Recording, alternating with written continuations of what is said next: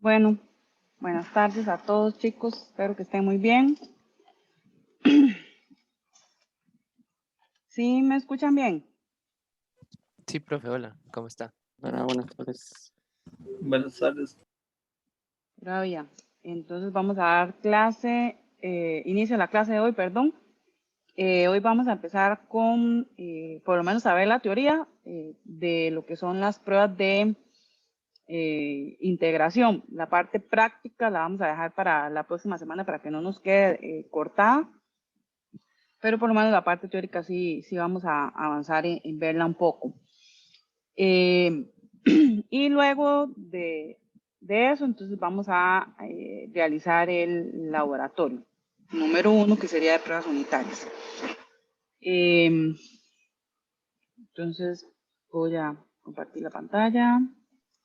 Pero una pregunta, Sí. ¿el laboratorio se realiza en horario de clases? Es que ahí en el digital aparece como que se entrega hasta mañana hasta las 20 horas, no sé si es... Sí, lo vamos a realizar, en realidad es corto y se puede resolver durante la hora y media, digamos, de clases. La mayoría pienso yo que lo puede resolver en ese tiempo, pero digamos que por alguna complicación o particularidad les voy a dar tiempo hasta mañana, por si acaso no lo logran terminar, que puedan trabajar lo que les haga falta el día de mañana o hoy por la noche. Digamos que es un poco para colaborar en que a veces yo sé que cuesta un poco más comunicarse cuando estamos en entornos virtuales y ese tipo de cosas puede generar un poco de complicaciones adicionales. Entonces, por eso dejé que la entrega fuera para mañana, pero perfectamente se puede realizar de 2:15, 2:20, digamos, que estaríamos dando inicio a 4 de la tarde. Ah, bueno, está bien. Gracias, profe.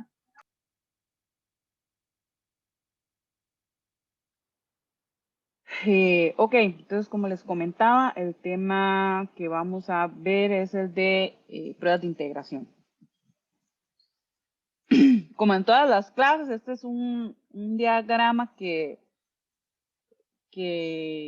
generalmente he estado proyectando para que el tema de los tipos de pruebas, que creo que por algunas consultas todavía no está como tan claro,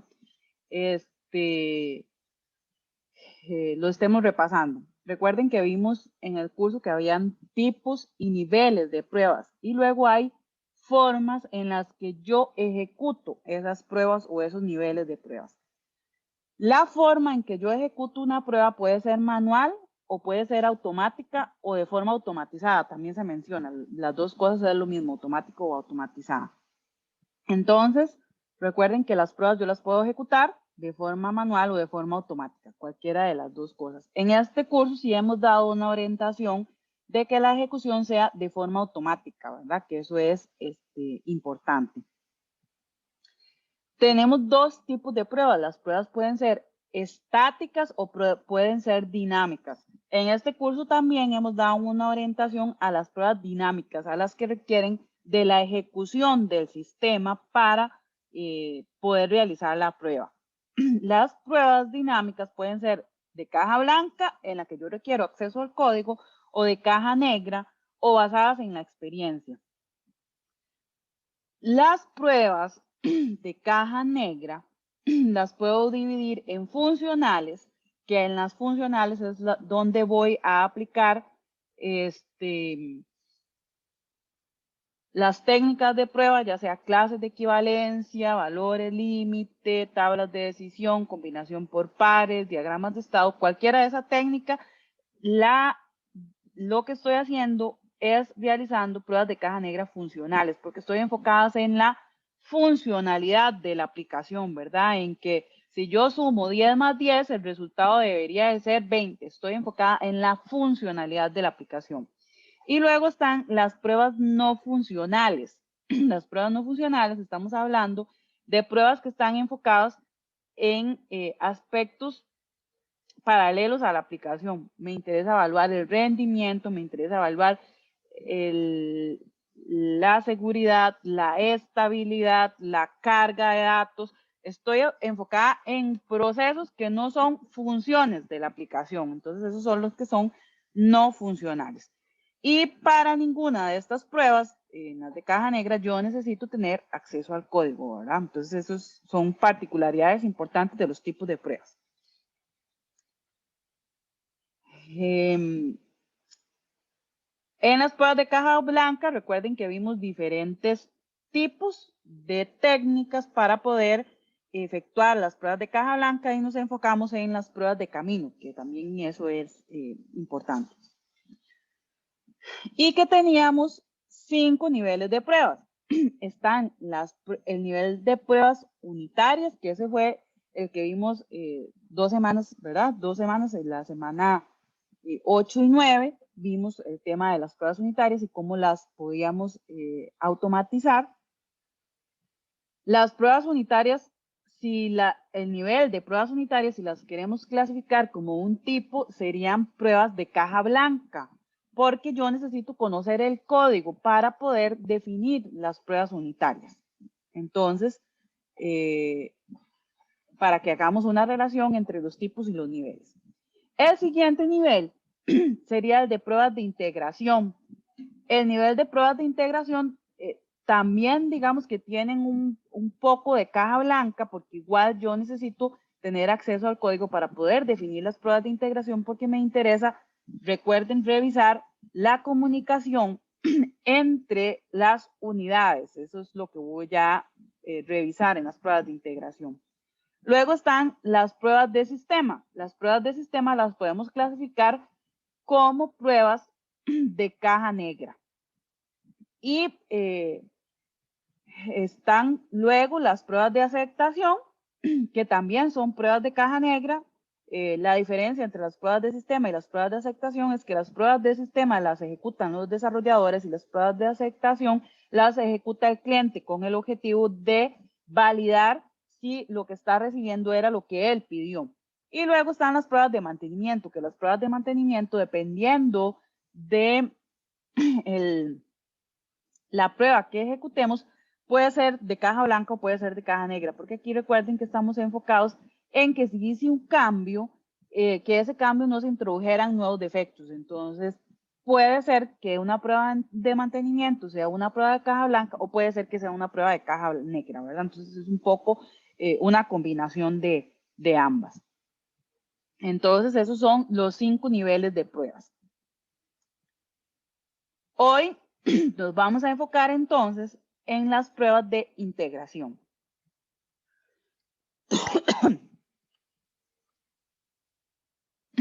En 1999 se desarrolló una órbita climática que se llamó MARCH. Esa órbita tuvo un contratiempo y fue que tuvo un fallo, explotó después de ser lanzada al espacio. Cuando empezaron el desarrollo de esa órbita o de, digamos, de ese aparato, el desarrollo estuvo dividido por diferentes personas que estaban ubicadas geográficamente en distintos continentes. Entonces, un componente estuvo desarrollado en una ciudad y el otro componente B estuvo desarrollado en otra ciudad.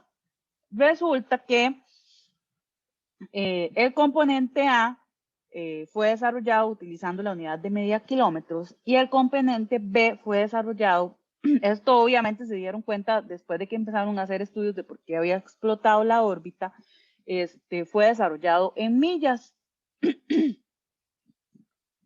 Y obviamente o probablemente lo que sucedió es que sí, unitariamente fue probado que cada componente funcionara, pero no se probó la comunicación entre ambos componentes, que suele suceder bastante, sobre todo si estamos un poco contra el tiempo, ¿verdad? Y necesitamos entregar en una fecha o en un plazo y no logramos salir, entonces eliminamos ciertos procesos para poder salir a tiempo. Entonces, uno de esos procesos, en este caso particular, fue el de integración. Al no hacerse el proceso de integración, cuando empieza el proceso de comunicación entre ambos componentes.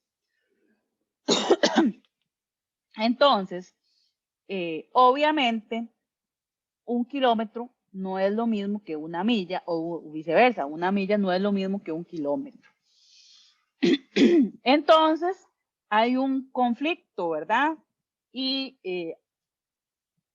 los procesos no empiezan a funcionar adecuadamente solamente por ese pequeño detalle.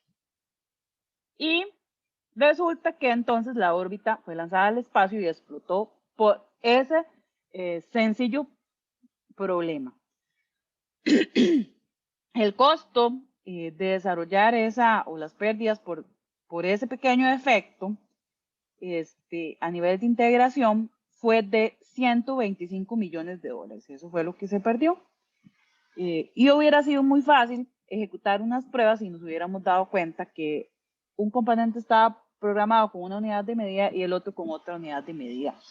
Y hubiéramos evitado esos inconvenientes.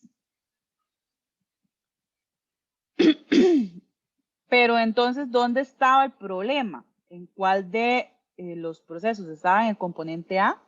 ¿Estaba en el componente B? ¿O estaba en C? Que C sería la comunicación entre A y B. En este caso particular, el problema estaba en B. Cada módulo independientemente funcionaba bien.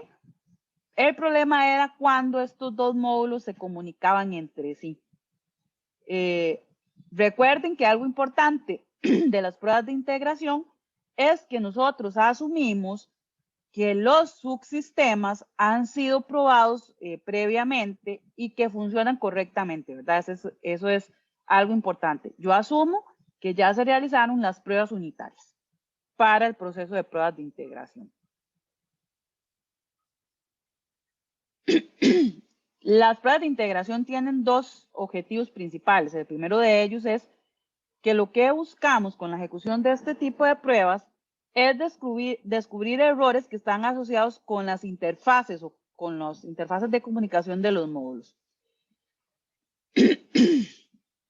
Y poder ensamblar o unir de forma sistemática módulos individuales para formar un subsistema y un sistema final completo. Entonces, eso es lo que buscamos, ¿verdad? Ensamblar es cuando yo tengo como dos piezas, ¿verdad? Y yo necesito ensamblarlas, necesito que calcen. Eso es lo que buscamos con las pruebas de integración, ¿verdad? Ver que la unión, el ensamble entre estas dos piezas, entre estos dos módulos, entre estas dos clases, fue o se desarrolló, se llevó a cabo de forma correcta. Eso es lo que llamamos ensamblar. Principalmente para esto se utilizan técnicas que verifican el manejo correcto tanto de entradas y salidas, que en este caso serían pruebas funcionales. Las pruebas de integración también tienen una combinación entre pruebas de caja negra y pruebas de caja blanca. Entonces, cuando estamos hablando de manejo de entrada y salida, estamos hablando de pruebas funcionales o de caja negra. Y también podríamos emplear técnicas que recorran rutas específicas de las estructuras de control del software, que serían pruebas estructurales o de caja blanca. Entonces vean que las pruebas de integración también tienen la particularidad de que puedo manejarla, digamos, de las dos formas, como funcionalidad o como estructura. Para mi gusto es más fácil cuando uno lo maneja a nivel de estructura, pero también puede hacerse a nivel de funcionalidad. Recuerden que habíamos visto que yo tenía distintas técnicas para llevar a cabo el proceso de pruebas de integración. Podía ser descendente, ascendente, Big Bang o funcional. Eso lo habíamos visto como en la clase 2 o 3, ¿verdad? Las técnicas que yo podía utilizar para el proceso de pruebas de integración. Y que dependiendo de la técnica que aplicara, podía ser necesario el uso de dobles de prueba. Recuerden que vimos o mencioné yo el ejemplo de un actor de cine y que los actores de cine, los actores principales como Tom Cruise y todos estos actores, para las escenas peligrosas utilizan un doble. Aquí, el doble de prueba tiene un concepto similar, ¿verdad? Es un objeto que no es el real, pero que simula todo lo que hace el real para poder probar la funcionalidad que le permite estar aislado del resto de los objetos. Eso era lo que hablábamos de un doble de prueba. Hoy vamos a ver cómo yo puedo crear un doble de prueba y qué diferentes características o niveles de implementación puedo tener para los dobles de prueba. A nivel teórico dice que yo puedo tener 5 distintos dobles de prueba. Puede ser un dummy, un stup, un spike, un fake o un mock. Cualquiera de esos 5 tipos distintos.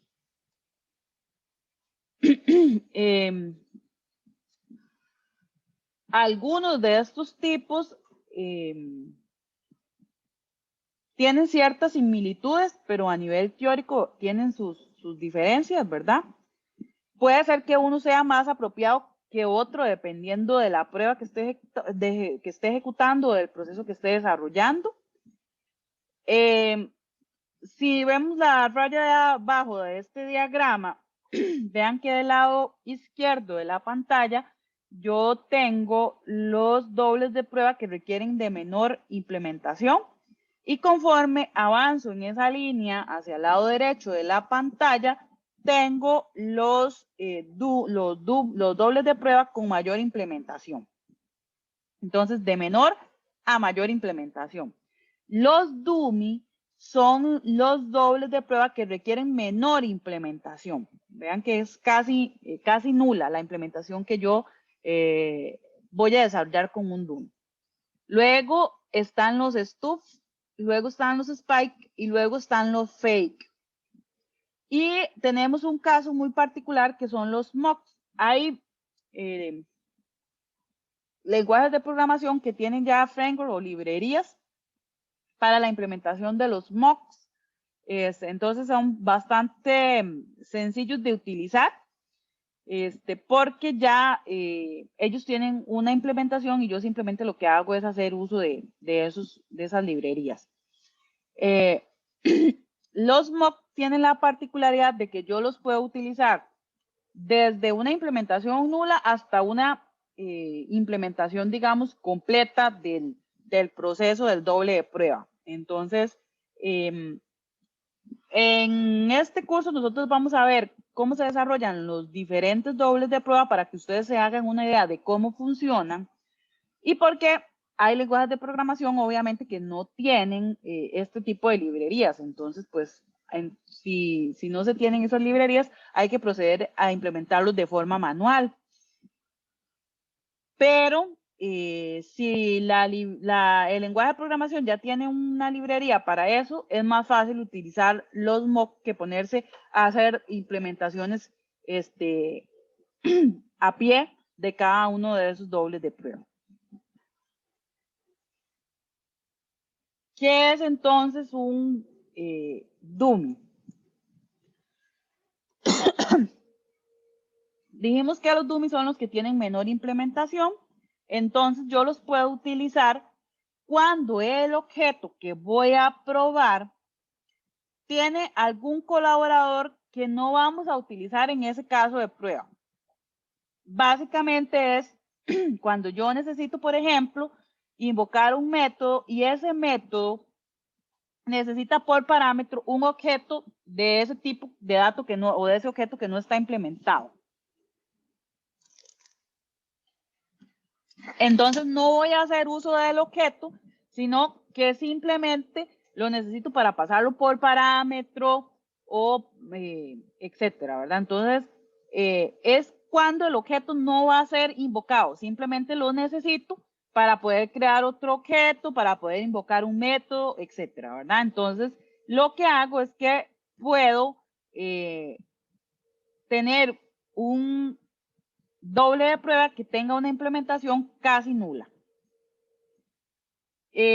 Son derivaciones de interfaces que no contienen ninguna implementación, o sea, lo que hago es nada más Por ejemplo, yo no puedo hacer un new de una interface y necesito pasarla por parámetro para crear o para invocar un método. Entonces lo que hago es crear una clase que implemente esa interface, pero los métodos no están implementados. Simplemente que a esa dummy que está implementando esa interface, yo sí le puedo hacer un new para poder invocar el otro método. Y generalmente lo que hago es que los voy a utilizar cuando los valores son para parámetros que nunca son utilizados, como ya yo les había mencionado. Para enseñarles un ejemplo, imagínense que nosotros queremos probar una clase que se llama, regalen un momento para buscar el lápiz de escribir en la pantalla.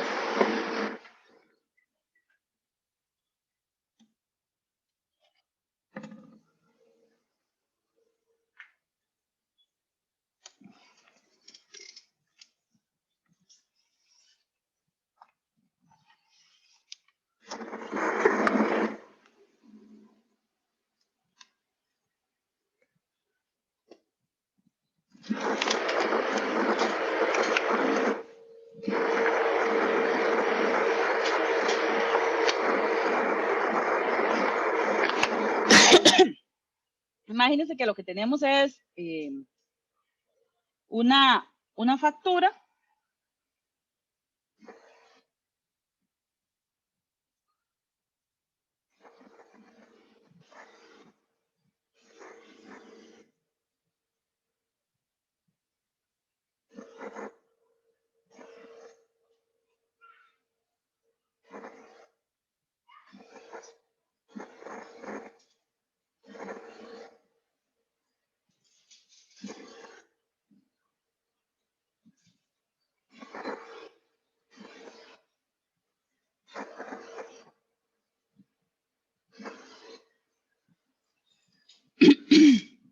Entonces, a esa factura es lo que le vamos a llamar order.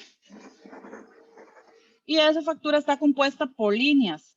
Entonces, cada línea de la factura va a ser un order line, ¿verdad? Entonces, eso es para que nos hagamos una idea de más o menos de qué es lo que estoy hablando. Entonces, tengo una factura que es a lo que voy a denominar order, y esa factura está compuesta por líneas, ¿verdad? Tengo una línea para el detalle de cada factura. Eso es lo que va a ser order line. Estas dos clases dependen de una interfaz que se llama iChop.Access, que es la que se encarga de hacer toda la comunicación con la base de datos, traer los datos que están almacenados en la base de datos. Eso es básicamente lo que va a hacer iChop.Access. Esa es una interface que en este momento todavía no está implementada. Y yo necesito hacer las pruebas o ir avanzando con las pruebas de integración. Entonces, lo que vamos a hacer es que implementar dobles de prueba para poder ir ejecutando las pruebas de integración para esas dos clases, order y order line. Esa sería la implementación de la clase order line. Vean que tengo un ID ítem, la cantidad, y tiene una referencia a la orden, ¿verdad? Básicamente lo que tiene es un constructor en donde le envío los valores para cada una de estas variables, y un método getSubtotal, que lo que hace es devolverme o calcular el subtotal de esa línea. Básicamente lo que hace es multiplicar la cantidad del ítem que estoy comprando, o sea, digamos que estaba comprando bananos, 10 bananos, 10, y va a la base de datos y obtiene el producto, el precio, perdón, de ese producto. Vean que recibe el identificador del ítem por parámetro, y lo que hace es multiplicarlo. Si esto le devuelve 10, entonces el getSubtotal me devolvería 100. 10 por 10, 100. Luego está la clase order, que lo que tiene es un identificador o un número de factura. Un data access, que vean que aquí lo que voy a tener es algo de iChop Data Access, voy a tener un arreglo de líneas, ¿verdad? Hay un constructor que lo que hace es enviarle inicializar los valores, y lo que hace es crear un nuevo arreglo de líneas. Está el getLines, que lo que hace es devolver la lista. El setLines, que lo que hace es agregar una línea a la lista. El getDataAccess, que lo que hace es devolver lo que tengo en ese momento, ¿verdad? En el iChop Data Access. Y un save, que lo que hace es guardar, ir a guardar a la base de datos. Y eso sería la interface, que lo que tiene es un get product price y un save, ¿verdad? Que lo que hace es ir a la base de datos, obtener el precio del producto y guardar la orden.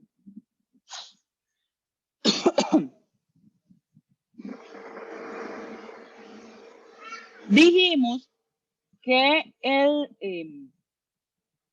dummy es el que tiene la menor implementación de la interface. Entonces, lo que yo hago es declaro la clase que implementa esa interface, y vean que tengo dos métodos, que son los que tenía aquí, ¿verdad? Get product price y save. Entonces, como la implementación es mínima, lo único que yo hago es que tenga la mínima implementación posible, o sea, que estén ahí declarados. Entonces,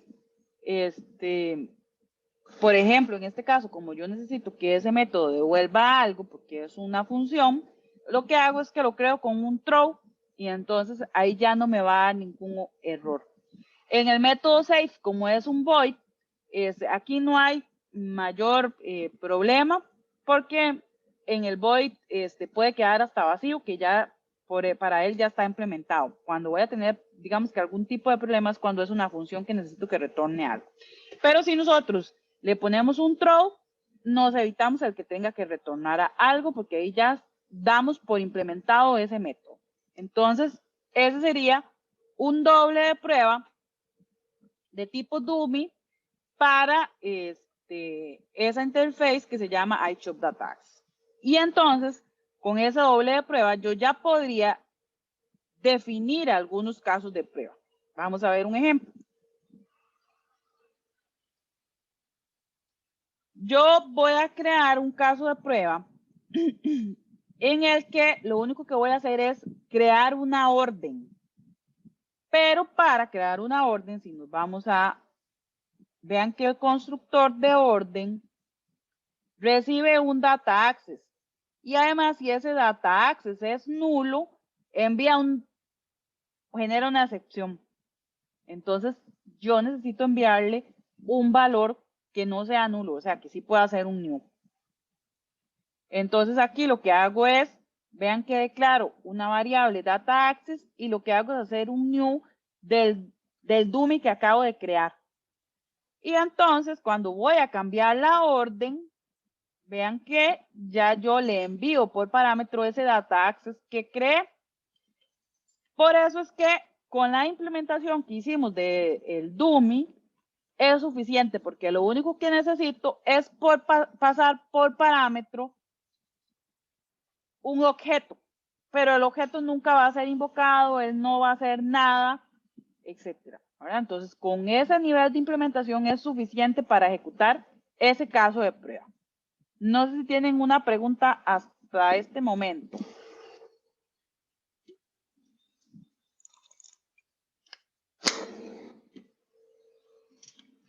¿Sí se entiende lo que es un dummy?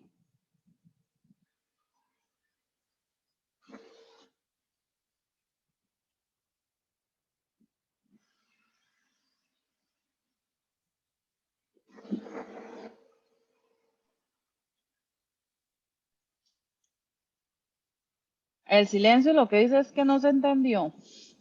No, sí se entendió, profe. Yo estaba hablando, pero tenía el micro desactivado cuando me di cuenta.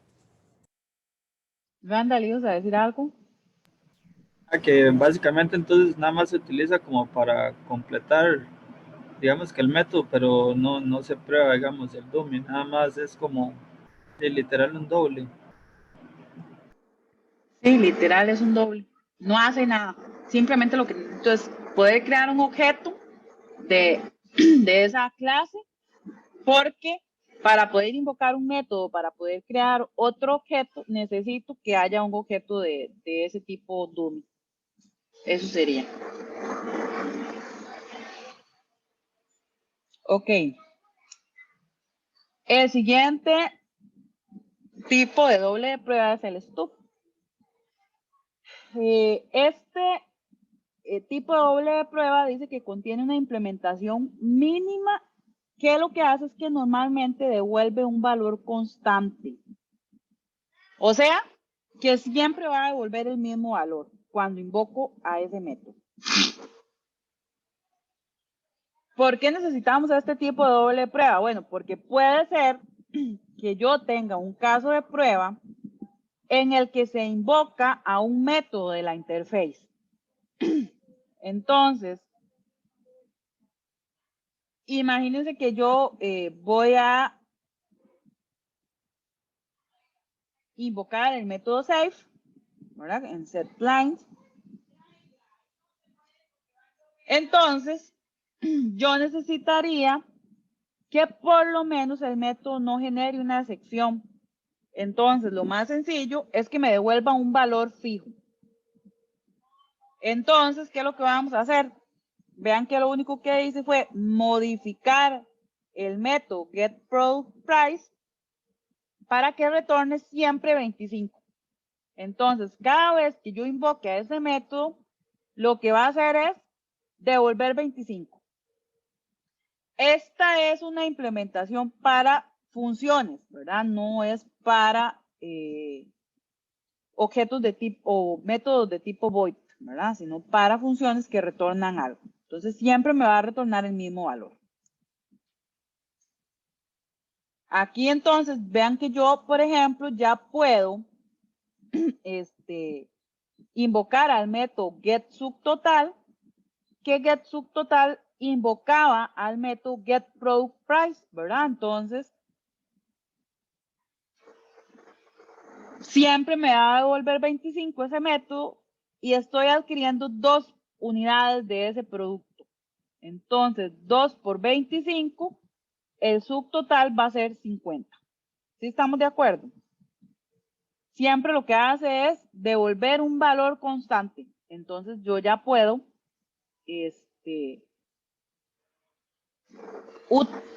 crear o generar un caso de prueba en el que invoque a un método de la interface o a esa función de la interface.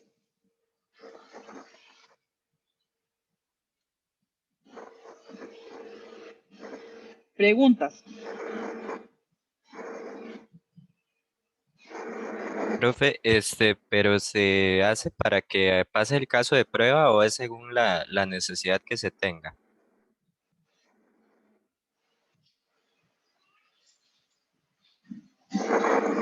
Es según la necesidad que se tenga. En este caso particular, yo tuve que implementar esa función porque me interesa probar este caso de prueba particular. Entonces, para eso genero esa implementación de ese método. Si no, no es necesario implementarlo. No sé si le queda más claro, Miguel. Sí, pero es que digamos, como siempre va a retornar la misma cantidad, entonces ese caso de prueba siempre va a pasar o estoy entendiendo mal. Sí, pero esa es la idea. ¿Cuál sería, cuál es la idea de poder hacer las pruebas de integración? Recuerden que mientras yo estoy diseñando las pruebas de integración, hay otra persona que sigue desarrollando las clases. Entonces hay alguien que está trabajando en la implementación de esa interface. Cuando la interface ya está lista, el caso de prueba debería de funcionar tal cual. Yo lo que hago es ya no tengo esta clase, sino que tengo la clase real, pero el caso de prueba debería seguir siendo el mismo. Entonces, probablemente, tal vez, ya no va a ser 50, pero es mínimo el cambio que tengo que hacer, ¿verdad? Entonces, si el valor de este producto, el valor real es 100, entonces nada más tengo que venir y cambiar este dato. O en el caso de prueba, hacer un update para modificarle el precio para poder corroborar que siga siendo 50. Pero la idea es que yo tenga que modificar el caso de prueba lo mínimo posible. Ah, ok, ahora sí, sí entiendo. Gracias. Sí, después lo que sí tiene que haber es que yo reemplazo este doble de prueba por la clase real. No voy a quedarme trabajando con el doble de prueba, ¿verdad? Eso es para mientras el desarrollo finaliza. Ok, el siguiente doble de prueba o tipo es el spike.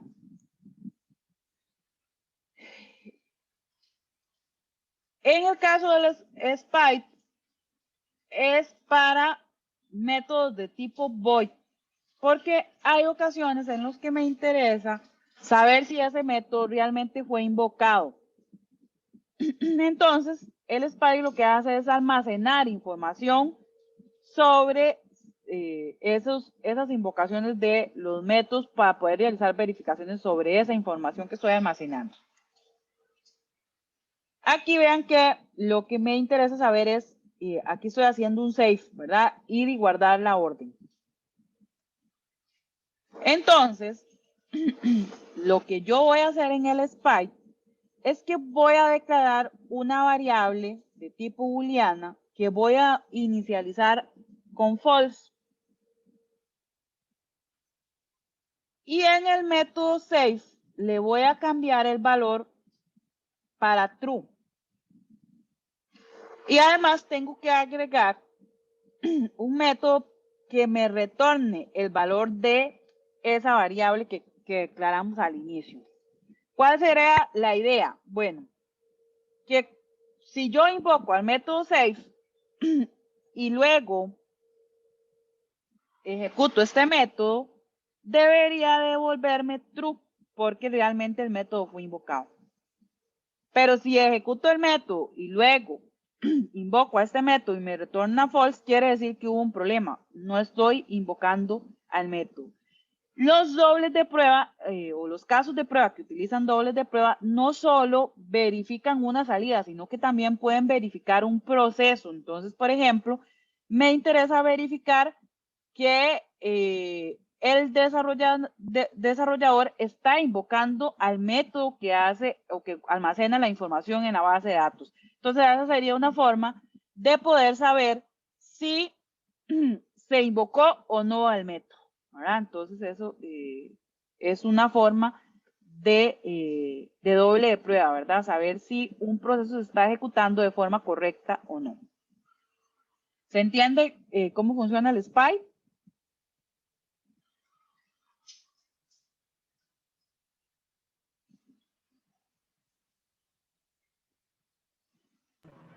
Sí, profe. Ok. Luego están los fake. Esta doble de prueba ya tiene una implementación más compleja. Busca que se manejen múltiples interacciones y además es el doble de prueba que se asemeja a una implementación real de producción. Aquí vean que yo lo que hice fue que se asemeja más, pero todavía puede ser que no sea exactamente igual, porque probablemente la implementación real hace una conexión a la base de datos, se hace un select, etcétera.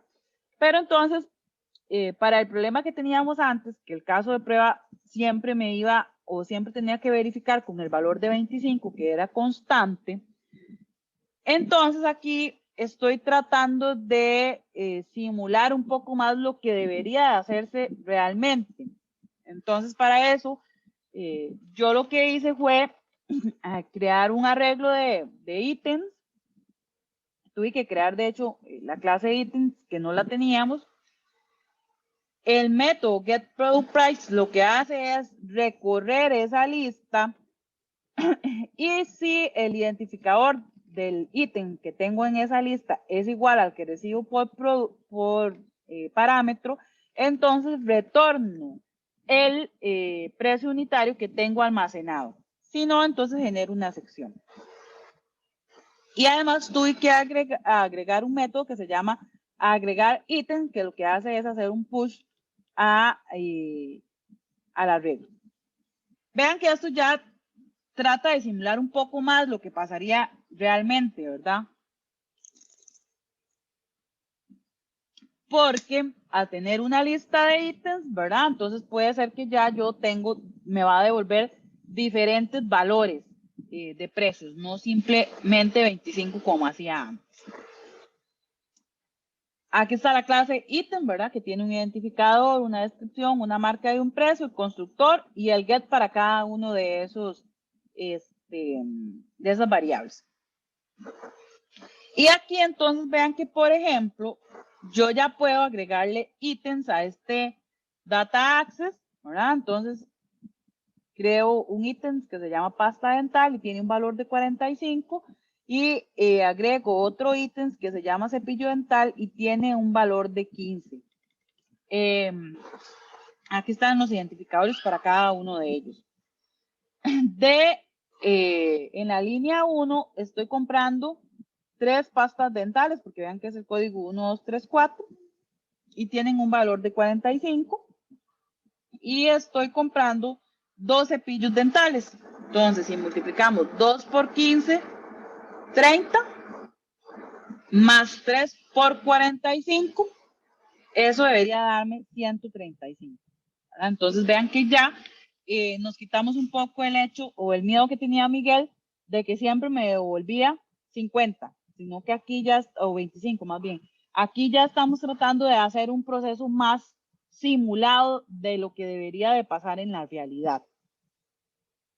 Obviamente que para hacer este tipo de implementación de doble prueba, se requiere de tiempo, ¿verdad? Y en algunas ocasiones, pues no se tiene de ese tiempo y uno busca hacer las implementaciones mínimas y no implementaciones tan complejas. No sé si tienen alguna pregunta hasta aquí.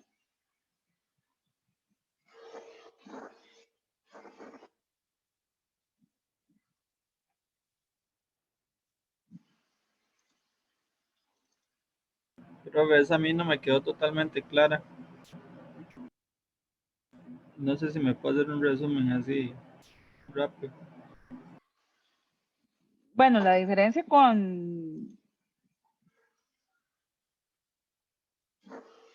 el stuff, que era que devolvía un valor constante, es que aquí ya yo voy a hacer una implementación más compleja del doble de prueba. Aquí yo utilicé un arreglo, pero podría haber sido, bueno, en realidad utilicé una lista, pero podría haber sido un arreglo, vector, o podría hasta haber sido una base de datos, pero sí lo que busca es tratar de simular lo más real que se pueda de la implementación que debería de tener esa clase. Entonces, ¿qué es lo que debería hacer esta clase? Bueno, que si yo voy a la base de datos, con ese identificador del producto, me va a devolver un precio unitario X, no me va a devolver siempre 25. Entonces, para tratar de simular eso, lo que hice yo fue crear una lista que me permite tener muchos ítems o productos y entonces, con eso yo ya podría tener diferentes precios unitarios para diferentes productos. Porque en el caso anterior, todos los productos valían 25. Aquí yo ya puedo tener que un producto vale 25, otro 35, otro 50. Sí, Randall. Sí, profe, claro, muchísimas gracias. Ok. En el TEC Digital yo subí este documento que se llama práctica para que podamos aplicar un poco algunos de los dobles de prueba que hemos venido viendo hasta ahorita.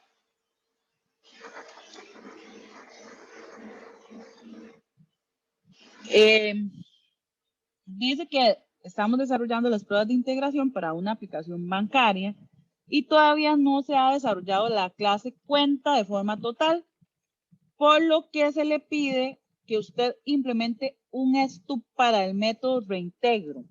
¿Cómo haríamos eso?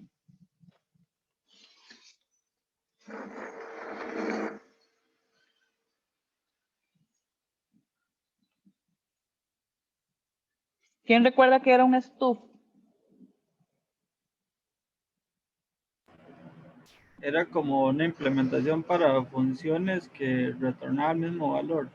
Siempre retorna un valor constante, ¿correcto? Entonces, ¿cómo implementamos ese método?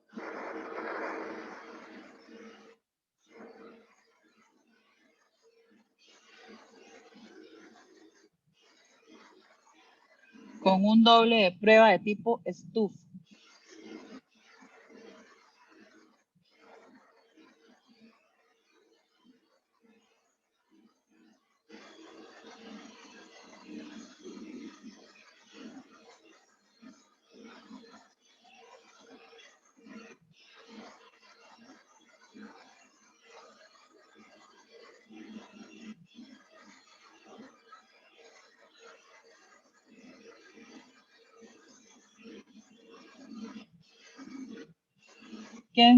¿Quién me dice cómo lo implementamos? Si devuelve un valor constante, ¿qué tengo que hacer aquí? Devolver Profe, un double nada más. no tiene Ajá. que implementar la interfaz original. No sabemos si este método está en una interfaz. Puede Ok. ser que esté en una clase y simplemente ese método no está todavía implementado. Puede ser que sí esté en una interface, pero no sabemos si tiene otros métodos. Simplemente nos están pidiendo implementar ese método particular.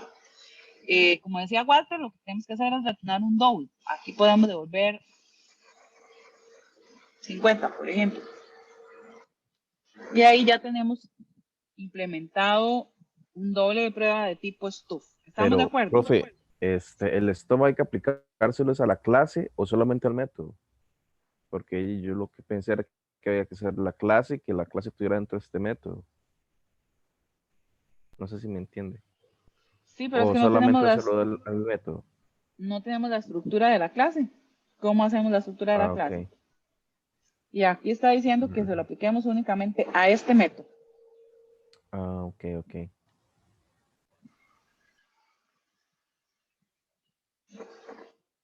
¿Sí? ¿Preguntas hasta aquí?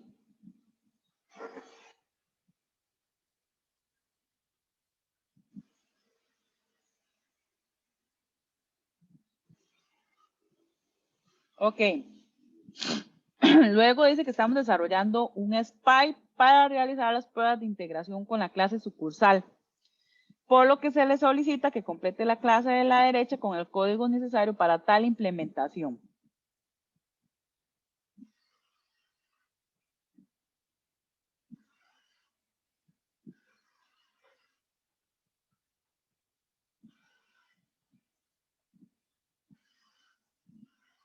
¿Quién recuerda que era un SPY?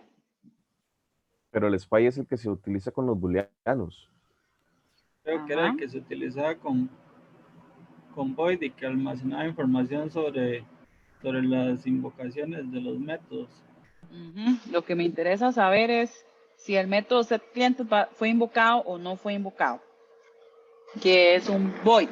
Entonces, vamos a declarar una variable booleana, digamos que se llama invocado.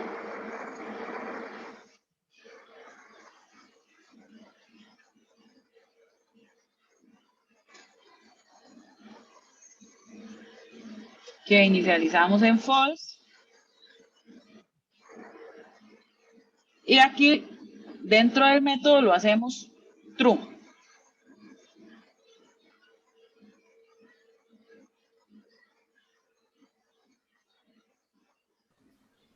Y Ahí le falta necesitamos el agregar punto invocado. y dentro del método, no, y necesitamos agregar otro método para saber el valor de esa variable invocado. Entonces un public boolean, que vamos a llamar fue invocado,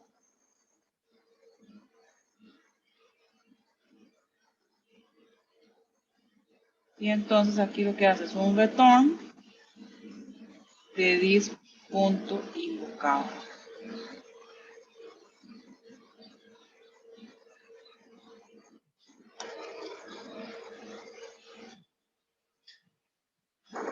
¿Estamos de acuerdo?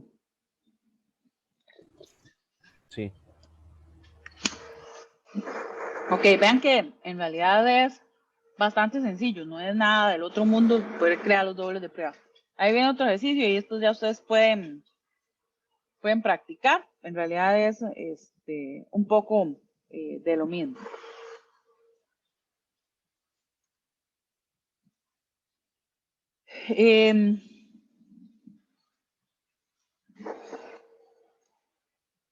Finalmente nos falta el doble de prueba MOP.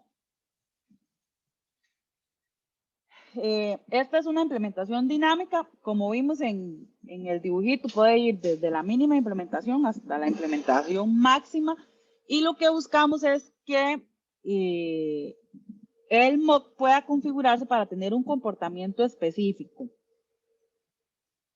Es un reemplazo que no se llama orientado a objetos, sino orientado a pruebas de un colaborador, o sea, de un objeto original que es imitado. El mock es una denominación general para dobles de prueba que controlan tanto la entrada y la salida de forma indirecta. Los mock se crean en tiempo de ejecución con la ayuda de una librería específica, es decir, que no existen antes de, sino que, ¿verdad? Solo se crean, porque en realidad son un objeto también. En una primera fase lo que hace es crear el objeto, cuyos métodos son los que van a ser invocados. Posteriormente, lo que hace es que se especifica cuál es el comportamiento que yo espero que tenga ese objeto.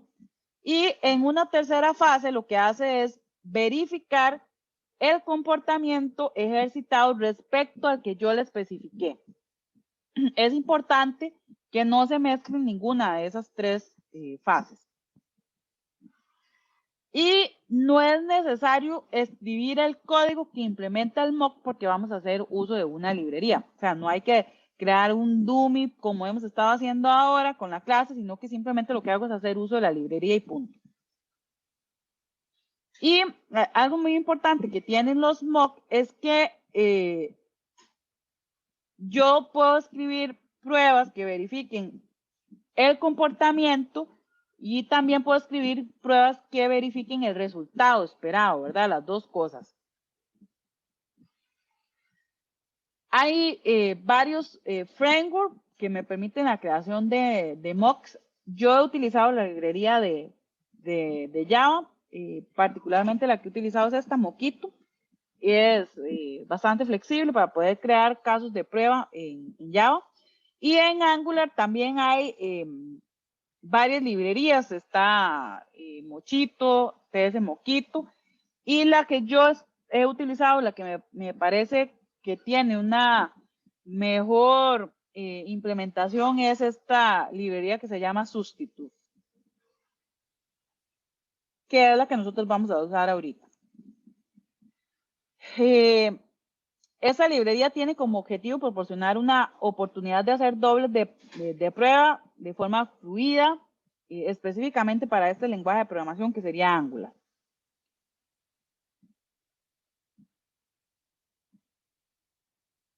Una de las particularidades que tiene esta librería es que yo puedo crear dobles de prueba a partir de clases concretas y no solo de interfaces. O sea que si yo tengo una clase calculadora, que digamos que hay métodos que están implementados y otros no, yo puedo hacer un doble de prueba de esa clase. hay librerías que solo permiten hacer dobles de prueba de clases abstractas y de interfaces, por ejemplo.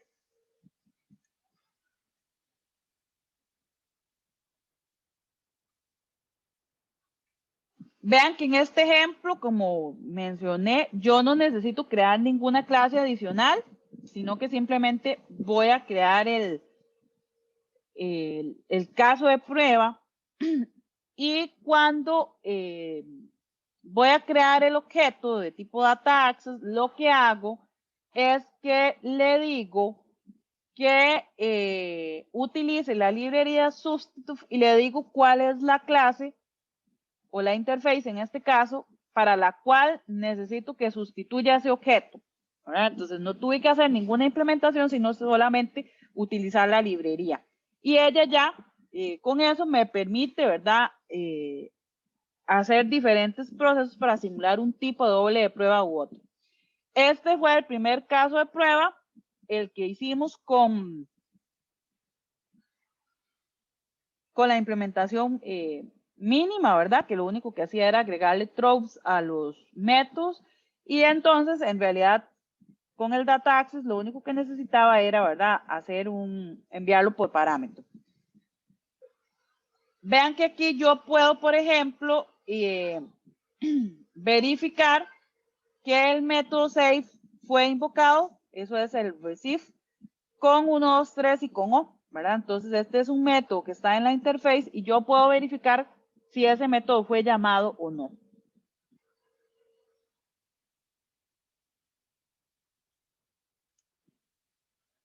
También puedo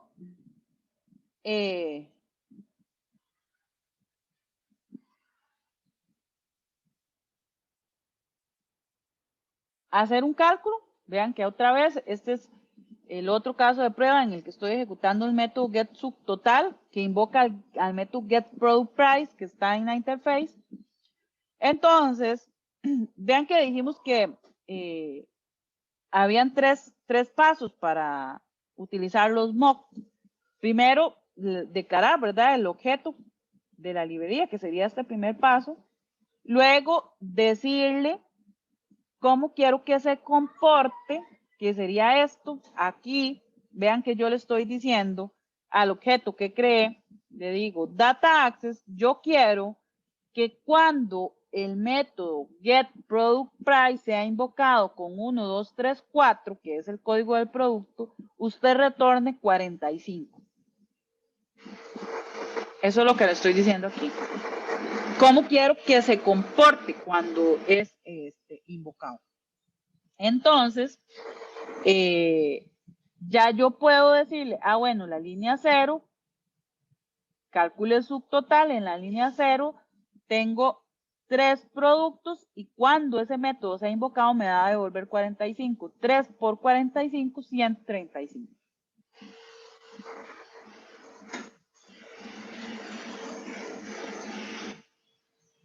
Preguntas.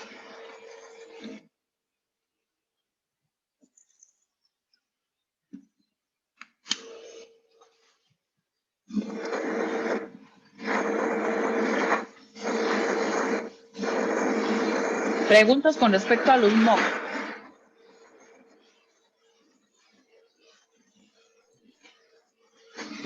Es que no sé si me quedó claro, pero lo principal de este tipo de pruebas es que le definimos qué queremos qué es lo que pretendemos que debería devolver. No, lo que estimamos que es el resultado correcto.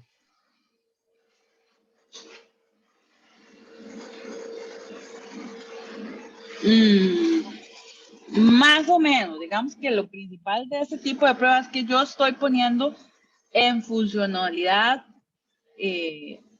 un proceso de integración, porque vean que estoy integrando la clase order con la clase orderLine, pero lo que sucede es que estas dos clases hacen uso de una tercera que no está implementada, ¿verdad? Entonces, para yo poder implementar esas pruebas, necesito avanzar y como no está implementada, hago uso de ese doble de prueba y como ese doble de prueba no tiene implementación, pues yo tengo que decirle qué es lo que quiero que haga. Lo que va a suceder después es que cuando la clase iChop Data Access esté implementada, pues yo ya cambio esa línea por la real, o sea, New Chop Data Access, y esta línea ya no sería necesaria, ¿verdad? Entonces, la idea es, con los dobles de prueba, es que yo pueda ir avanzando en mis pruebas, porque recuerden que ahora yo estoy en el rol de QA, no estoy en el rol de desarrollador. Y que cuando el desarrollador me diga, ya está lista la clase, entonces yo hago los cambios mínimos para que la prueba siga funcionando.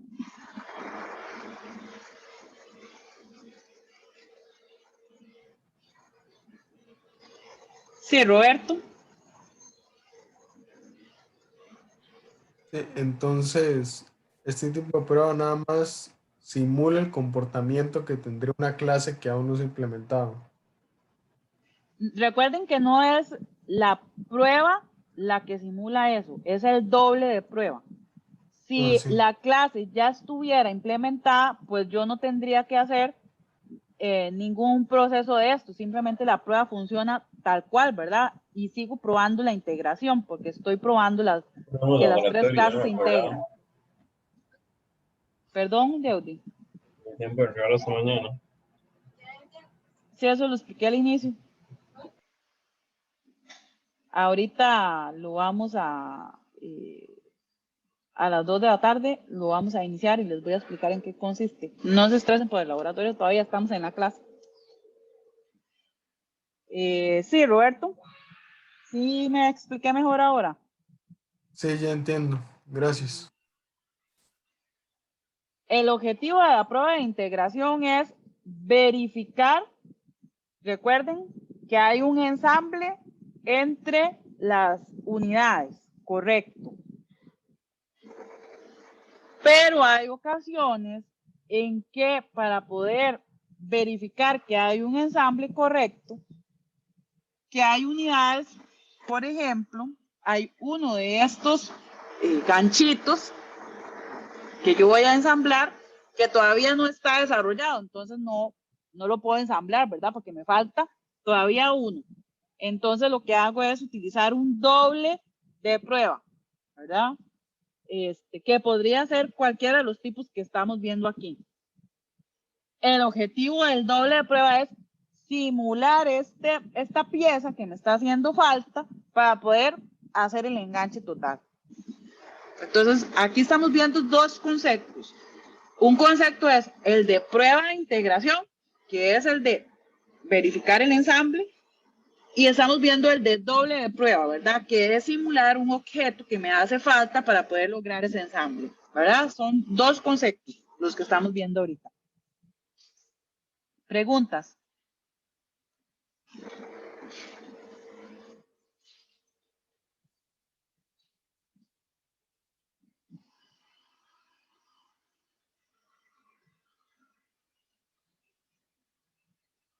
¿Se entiende?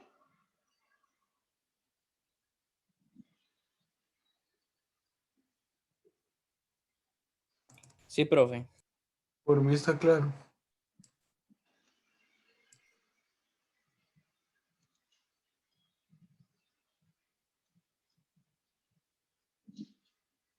Ok.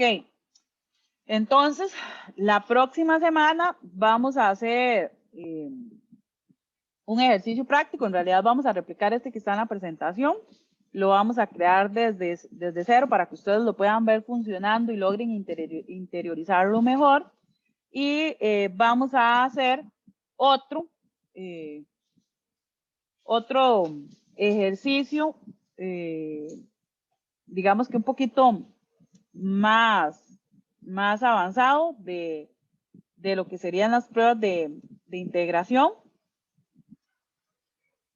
Ya está también publicada la tarea número 3, que tienen tiempo para entregarla el miércoles 18, porque el jueves 19 lo que tenemos es el examen y la tarea son una serie de ejercicios de práctica para el examen. Entonces, por eso la idea es que esté el miércoles para que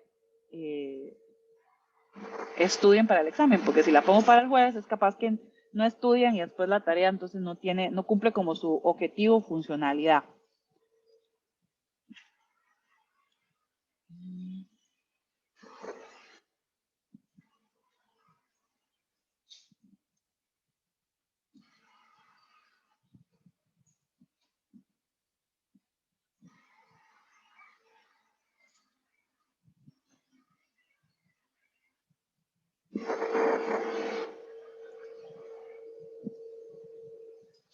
Sí. ¿Qué era lo otro que tenía que decirles?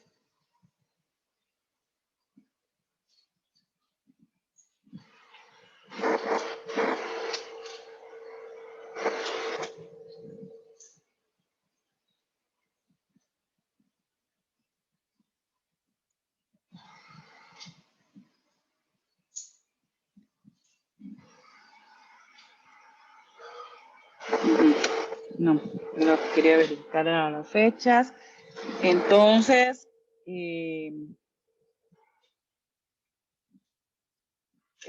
ahora vamos a hacer el laboratorio 1. Está disponible lo de la tarea, que sería para el miércoles 18 de noviembre. El 19 de noviembre haríamos el examen. Ahorita entonces vamos a hacer un receso y a las 2:05 empezamos con el laboratorio. ¿Estamos de acuerdo? Está bien, profe. Ok, listo.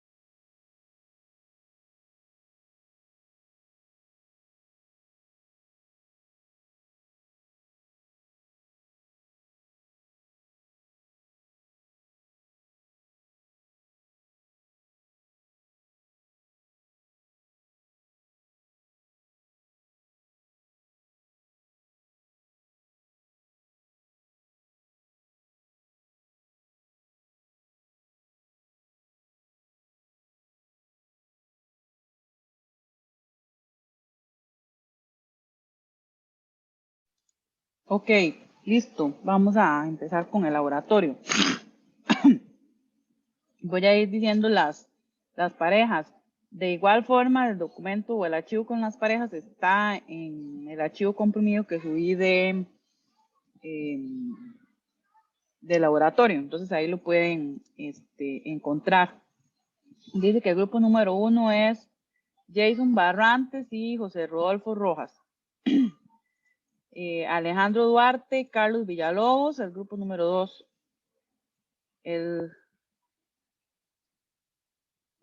Suave, repetí, el grupo 3 ya les digo porque esta cosa lo copié mal. Laboratorio 1. El grupo número 3 dice que es Jorge Loaiza y Ana Segura.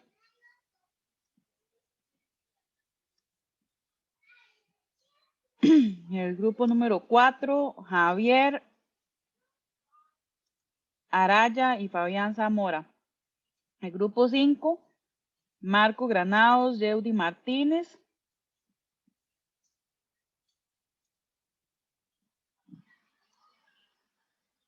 El grupo 6, Josué Campos y Diego Chacón. Grupo 7, Fabián Alfaro, Miguel Rivas. Grupo 8, Roberto Rojas, Jefferson Torres. Grupo 9, Jesús Urbina, Randall Villegas. Grupo 10, Leonardo Lizano, Jafet Suárez. Grupo 11, Luis Aguilera y Jesús Gabriel Araya. Grupo 12, Carlos Córdoba, Kevin Solano. Grupo 13, Walter Benavides y Michelle Molina. Grupo 14, Danilo Chávez y Kevin Díaz. Creo que, ya les digo quién fue que me escribió que hoy tenía algo. Una cita médica, no sé qué. Para ver quién fue que me dijo.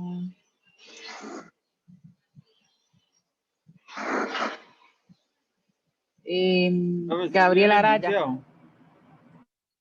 ¿Perdón? ¿Ya el enunciado está en el TEC digital? Sí, señor. Es que lo descargo y me descarga como otro formato. Es un punto RAR, entonces nada más de poner la extensión. Es que a veces eso lo hace el TEC digital. Okay, gracias. Entonces con solo que le pongan la extensión punto RAR, a veces hace esas cosas el TEC digital.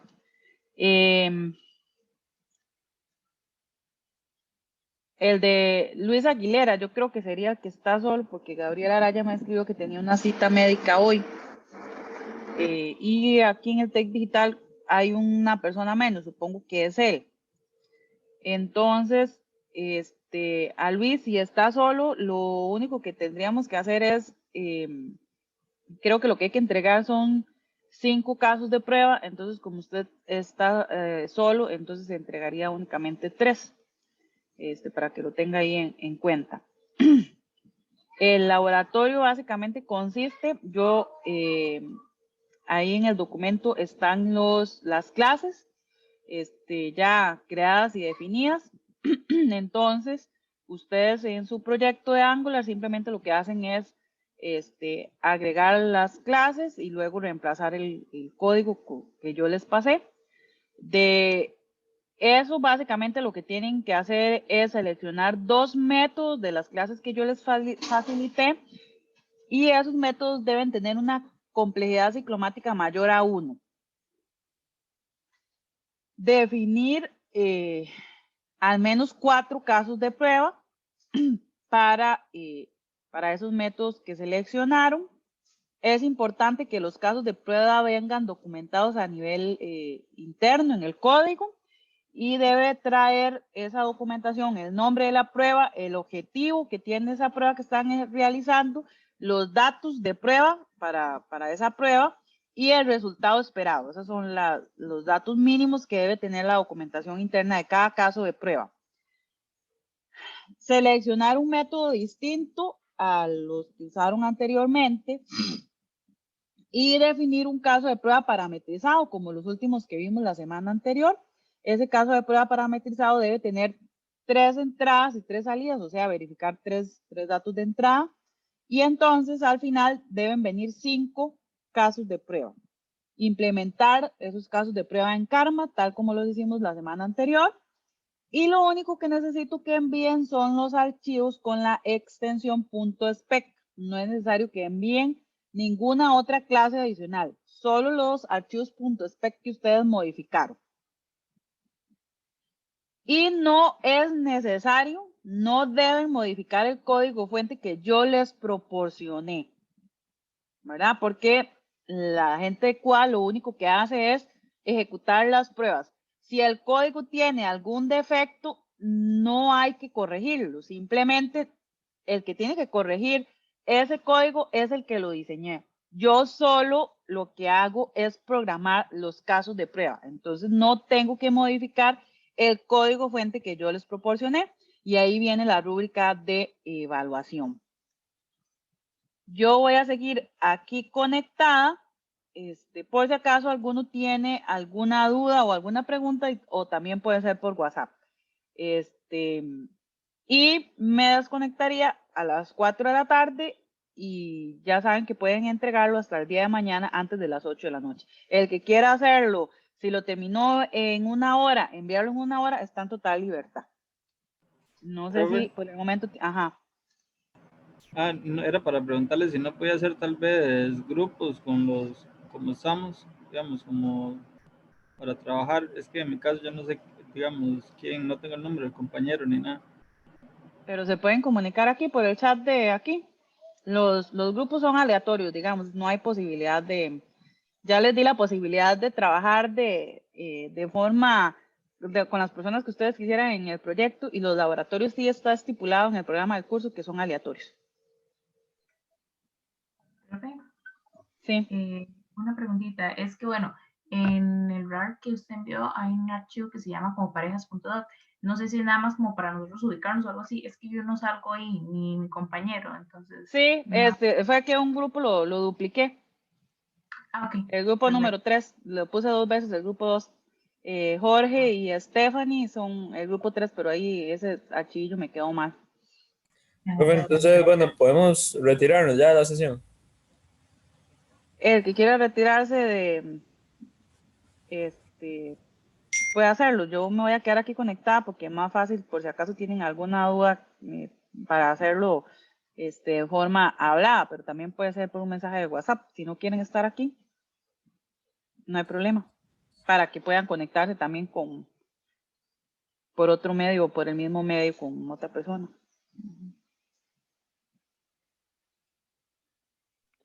Profe, una pregunta. ¿Y las dos personas tienen que entregar la solución o solo la entrega uno? Con solo uno que la entregue es suficiente. Ok. Está bien.